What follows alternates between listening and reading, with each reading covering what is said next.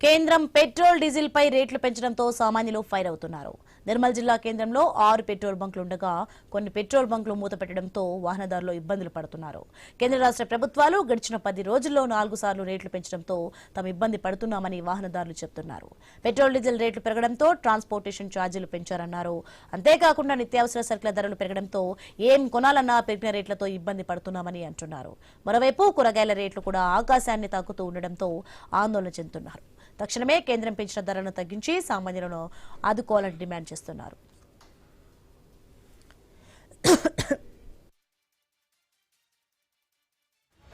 రెండు వారాలలో 4 సార్లు డీజిల్ పెట్రోల్ రేటు పెంచింది. డీజిల్ 7.38, పెట్రోల్ ₹7.38, డీజిల్ ₹7.49 పెరిగింది. ఈ పెరగడం వల్ల ప్రజలు కొనుగోలు శక్తి పడిపోతుంది. దీనివల్ల రవాణా సౌకర్యము, ట్రాన్స్పోర్ట్ వ్యవస్థ మొత్తం ధరలన్నీ విపరీతంగా పెరిగిపోయి ఎటు తిరిగి మళ్ళీ సామాన్య ప్రజల మీదనే భారం పడుతున్నది. ఉప్పు, పప్పు ధరలు పెరిగిపోయినాయి, నూనె ధరలు పెరిగిపోయినాయి. ఈ యుద్ధ భారం అని పేరు చెప్పుతున్నప్పటికీ కూడా మరి దేశం హిందూ కోసము, హిందూ ధర్మం కోసం అన్నప్పుడు మరి ప్రజల మీద భారాలు తగ్గించవచ్చు కదా, పెట్టుబడిదారుల మీద వేయచ్చు కదా.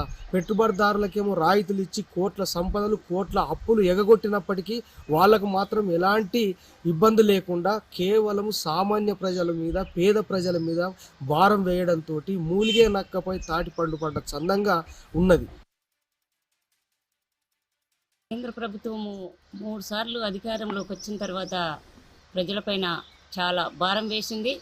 ఎందుకంటే సామాన్య జనము బతకడానికి కూడా ఇబ్బంది అవుతుంది. ఈ కేంద్ర ప్రభుత్వం మరి 2 వారాల్లోనే 4 సార్లు పెట్రోల్ డీజిల్ ధరలు పెంచి పెట్రోల్ ధర ₹7.38, డీజిల్ ధర ₹7.49 అంటే మధ్యతరగతి ప్రజలకు చాలా భారంగా ఉంటుంది. మధ్యతరగతి ప్రజల మీదనే ఏ భారమైనా పడుతుంది కాబట్టి ఈ ఉన్నవాడికి ఏం నష్టం జరగదు కాబట్టి ఈ కేంద్ర రాష్ట్ర ప్రభుత్వాలు మరి అర్థం చేసుకోవాలని, ప్రజలు కూడా బయటకు రావాలని, అలాంటి దాని మీద తిరగబడినప్పుడే ఈ ప్రభుత్వాలకు అర్థమవుతుందని, మనం ఎప్పుడు కూడా ఇంట్లో ఉంటే ఈ ప్రభుత్వాలు మనం అర్థం చేసుకోలేకపోతున్నాయి. అందుకనే ప్రజలందరూ కూడా అర్థం చేసుకొని రోడ్ల మీదకి వచ్చి తిరగబడి ఈ పెట్రోల్ ధరలు తగ్గించేంత వరకు మీరందరూ కూడా పోరాటంలో సందర్భం కావాలని మేము కోరుతున్నాం.